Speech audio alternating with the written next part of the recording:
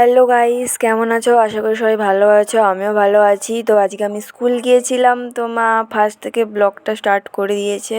তো আজকে ডাঁটার তরকারি হবে, আর তোমার আর যে কী কী রান্না হয়েছে আমি তো জানিই না। আর এপাশে মা মুড়ি খাচ্ছে বসে বসে। আর মা বলছে আজকে ঘরে ক্যামেরাম্যান নেই, আর আমার ভাল লাগছে না ক্যামেরা ধরতে ধরতে।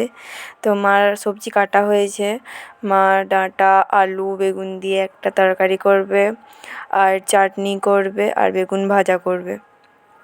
তোমাদেরকে ফার্স্টে দেখিয়ে দিচ্ছি। আর ওটা হলো আমাদের বাগানের দেশি টমেটো, দাদু তুলে দিয়েছে মাকে, আর মা চাটনি করবে।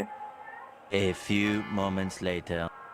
তো মা রান্না হয়ে গিয়েছে, তো মা দেখিয়ে দিচ্ছি। এখানে ভাত হয়ে গেছে, এখানে টমেটোর চাটনি দেখিয়ে দিচ্ছে। টমেটো চাটনিটা খুব মিষ্টি হয়েছিল।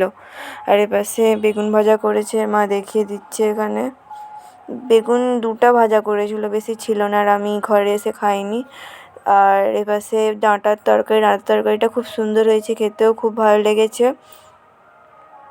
তো এবার মা দেখিয়ে দিচ্ছে, বাবাকে পাশে বেড়ে দিয়েছে, বাবা খেতে বসে পড়েছে, আর মা রান্না করে এখানে খেতে বসে পড়ছে। তো এখানে আমার ব্লগ শেষ করি।